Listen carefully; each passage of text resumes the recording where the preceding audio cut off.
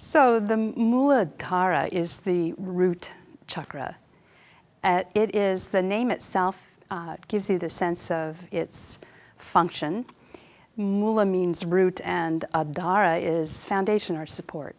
So the Muladhara is the physicality, the platform, the physical strength and the capacity to be functioning in the physical plane.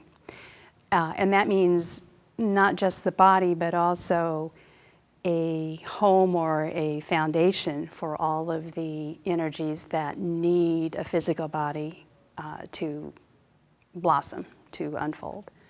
Therefore, also, the functions that sustain and support physical life are associated with the functioning of this center.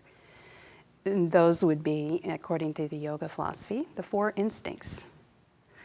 Now, I was always surprised to find I only had 4 instincts because it felt like life was more complicated than that. But the 4 basic instincts or instinctual urges, or if you prefer, the well springs, which is a little bit nicer connotations, well springs of vitality. And those urges are food, the desire for food, sex, sleep, and self-preservation, which ends up being fear in all its different levels. And though you might think of that as negative in some way, it's the very useful function to have in terms of not having to second guess whether you're trying to stay alive or not. So that desire that instinctive urge to preserve and sustain life, which is unconscious and deeply ingrained into every cell, is that basic urge. So these instinctive urges are the wellspring of the physical functioning, the mental and emotional functioning in the world as well. So it's the kind of the vitality or the root of what we have to work with in a human life. As the instinctive urges would lead you to deduce, the functionings in the physical body that are related to this center have to do with those instinctive urges, and particularly the sense that is associated. You know, one of the, either there's a cognitive sense and an active sense in the yoga philosophy associated with each of the chakras.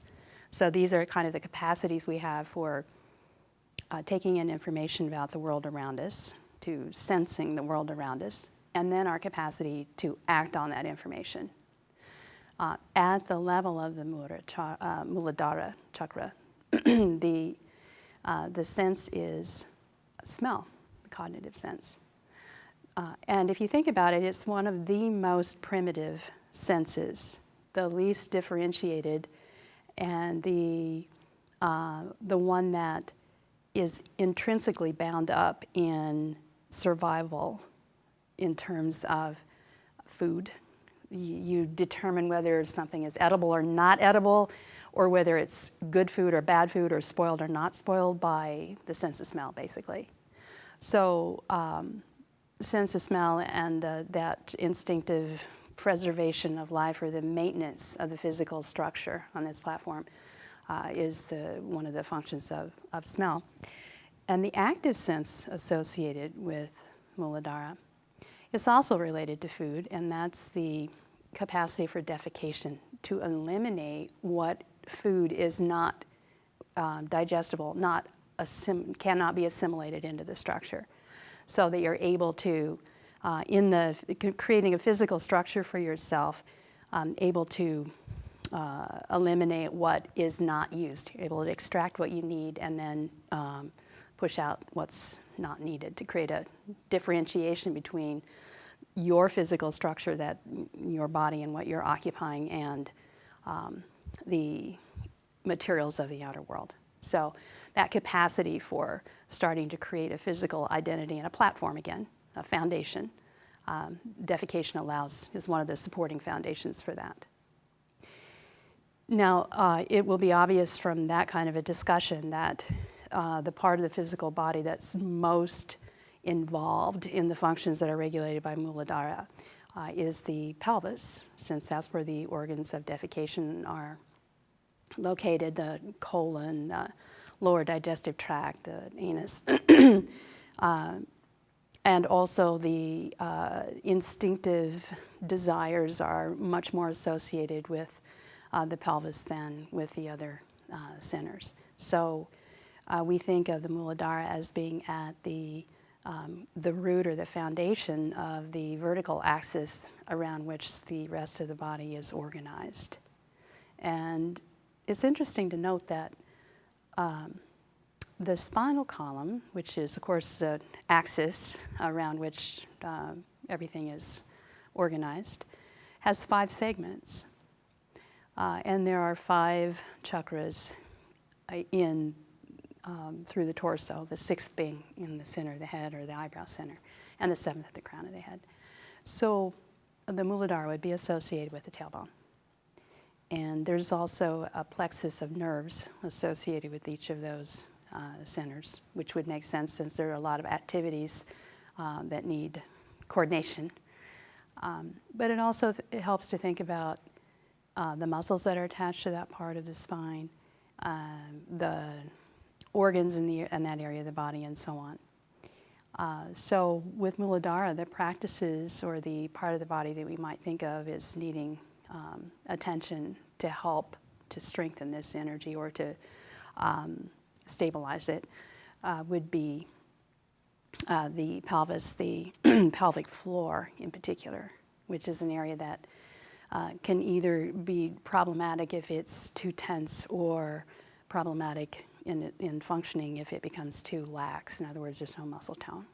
So the pelvic floor and the legs and the lower belly are all areas that the energy of this particular center are connected, intimately connected to. So the physical practices that would help us would tend to be ones that strengthen the physical form, that bring energy through the structure itself, through the bones, that build strength and vitality. And that also creates stability, because that's the other thing about a root or a platform. It's stabilizing. And essentially the job here is to stabilize a physical form in space and time and stabilize it enough to allow consciousness to unfold in some way. So if we don't have a strong root, then everything that's built on it becomes shaky as well. In other words, all the other so-called higher level functioning of the mind and intention and will and et cetera are not supported. They're not nurtured or supported, or they're undermined, or they become deranged because the physical platform doesn't allow them to stabilize as well. And you have to remember from yoga philosophy that all these energies may appear to be somewhat independent or unrelated or different, but behind that, there's a place where they're all pretty much the same, and they're just facets of the same life force, essentially.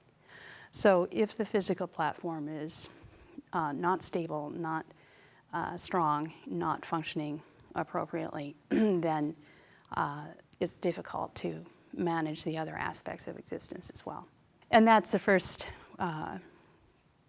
level of progress in yoga practice as well. And what that means is when we're able to work successfully with the physical form and with the strength that we can have there, we have an opportunity then to save energy, conserve energy, work with energy in a slightly different way. We've got, it gives us some options, breathing room, to work in a more spiritual direction if that's our intention. One thing we haven't mentioned yet, but which is an important component of this when thinking about supporting the physical body, and another aspect of practice in yoga, which isn't always given as much airtime as it could use, is diet. So food and eating is an important component of this, the right work with this center. And as we mentioned, it's one of the instinctive urges as well. So it's a place where most of us could use a little bit of attention in how to work with our diet. So healthy diet, balanced diet, eating the right amount at the right time and the right kinds of food in the right proportions becomes an important component of good health as well as spiritual practice. And one of the reasons why the traditional yoga texts give a lot of attention to food is because it's such an important component in strengthening the physical structure and providing energy for the system as well. It's important to remember that these centers don't act in isolation from each other, particularly with respect to Muladhara. It's very much a level of instinctive energy. So generally the progression of practice is working with the navel center in order to create some direction, courage, power for enough interest and understanding and energy and power to transform whatever it is that needs to be transformed in us, including our postural habits and our physical structure, but also, perhaps more problematically for many of us, transforming some of our thought patterns, our emotional habits, and so on. So the Muladhara becomes, we work with that through accessing the navel center first and then beginning to reshape some of the habits we have around, say, the instinctive urges. So I think it's important to realize it's not that you start working with the root first because it's the root, but rather you begin where it's a little bit easier to get access and where you have a little more, you get access to the tools that you need to make the transformation.